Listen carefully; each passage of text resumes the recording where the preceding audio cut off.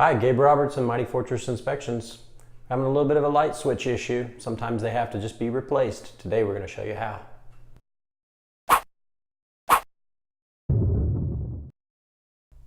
So a couple of things. First off, safety needs to be a #1 priority when you're doing any types of electrical repair. So if you don't feel comfortable doing these types of repairs, it's not a good thing for you to do. Just call a professional. Most of the cities in the area will allow homeowners to change out a light fixture, a light switch, or an outlet. Anything else beyond that really falls under the jurisdiction of an electrician, and you should allow them to do that. Okay, our first step is to turn the breaker off. You need to locate where your electric panel is. Oftentimes they're going to be either in garages, on the exterior of the home, and sometimes in different closets of the house. Most panels should be labeled, so you find whichever label corresponds. In this case, we're in our master bathroom, so it's number 23. Breakers just slide over. Pretty simple. That was clearly not the right breaker because the lights are still on. So he went back out to the garage to try again. Let's see if he can get it right this time. After we flipped the breaker off, we came back in and the lights are still on. And so apparently there were two different circuits for our master bath. About the breaker. Oh, you did? Yeah. Okay. So our next step is to go ahead and take your cover plate off.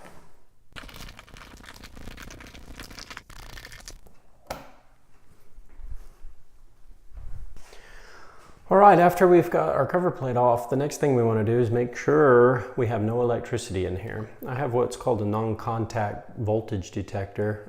We kind of call them hot sticks for fun. And you can stick it in here, and if there's anything that's live, it's going to beep. Now, a critical component to this is you first of all have to take your non-contact and test it at a source that you know has power.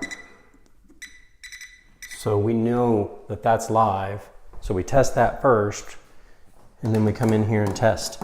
Now you think that the light's off, but I've actually been shocked before doing this project because one of the other switches was on a separate circuit. So you want to make sure everything's off inside the box.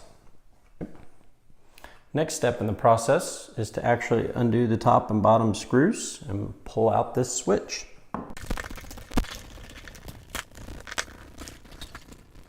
All right, so we got our switch pulled out. Also can see that at some point we had wallpaper. It's always kind of a fun looking time here. So our next step is to get our wires removed from the switch. Now on outlets, it's oftentimes very important to kind of keep track of the wiring. On a switch, it doesn't matter which way these are, but I like to go ahead and take note of exactly the way it is so that I can mimic that.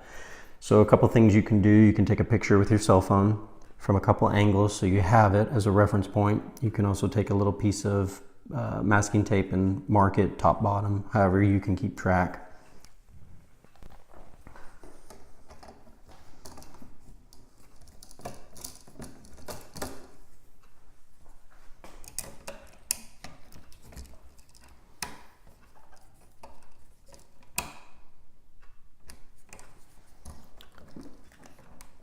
Now on this particular outlet I have, they did one around the screw and they did one on the back side of the outlet, or the switch I mean. They call this backstabbing. In this case I'm not a huge fan of doing it that way. There's nothing wrong with it, but I'm going to have to cut this wire, restrip it, curve it, and we'll go back on the screws with our new.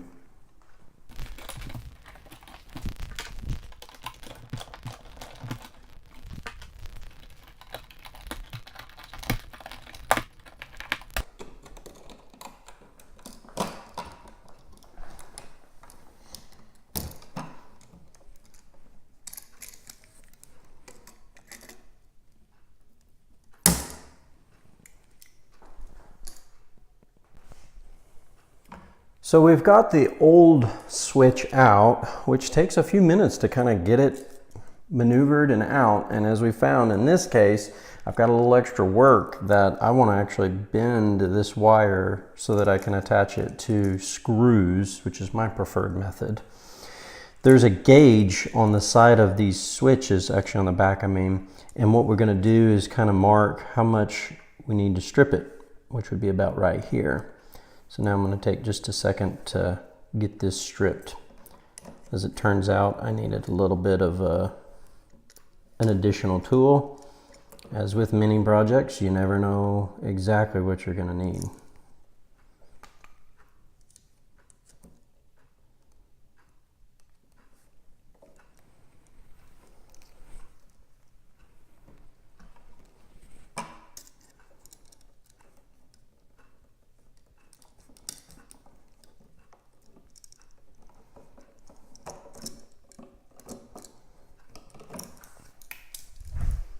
Our next step is we want to bend a loop in this. We want to bend the loop so that it follows the way the screw is going to clamp down on it. So we're going to curve it up because as we turn our screw, we want it to tighten in that direction.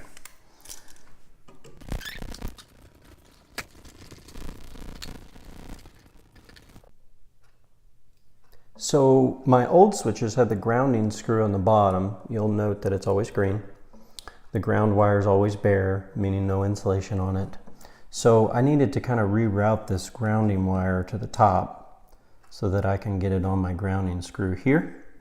So now at this point, I'm going to take just a couple minutes, attach my ground and my two hots, and then we'll get it back in the box.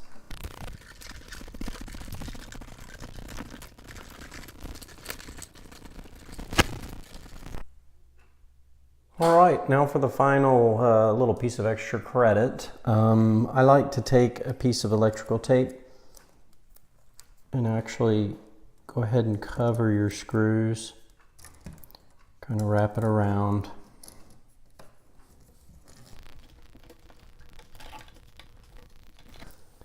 Basically what this does is, let's say those wires are hot, you go to grab it and pull it out of the box. It'll help add a little extra protection for you.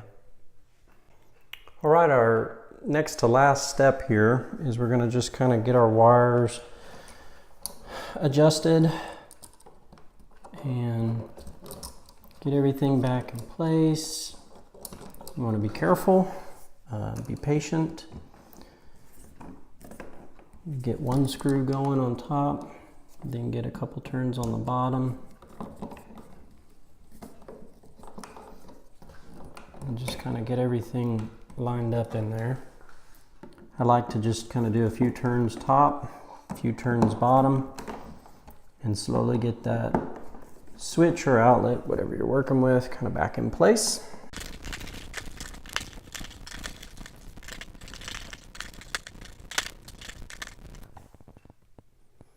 Okay. Once we get it kind of tightened in there, get it snugged, you don't have to go crazy, but you want to make sure that the switch doesn't move in the box. You may need to do a little bit of adjustment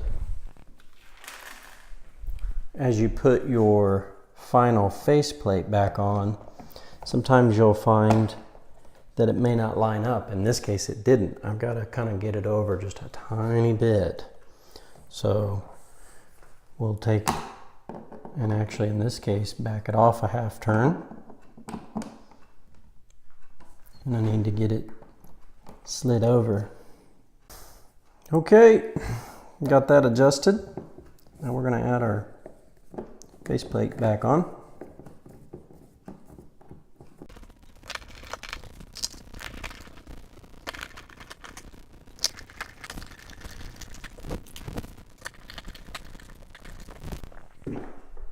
Okay, next we'll go back to the breaker panel, flip our breaker on and test our switch.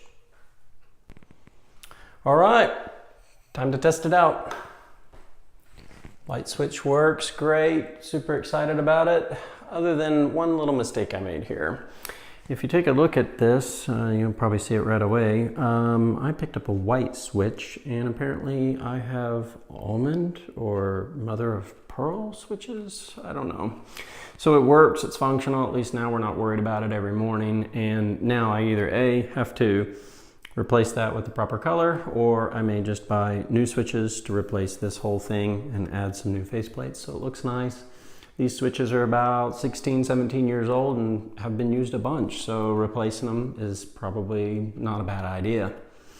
Some of my electrician friends might make fun of how slow I went on the project. They probably can do races and time each other and get it hammered out quicker, but they're professionals. So we're trying to encourage you that if you're at this level and you're comfortable doing this type of work, you can.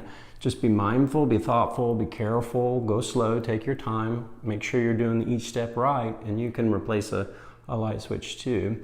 Always do some research and feel comfortable, and if you don't, hire an electrician.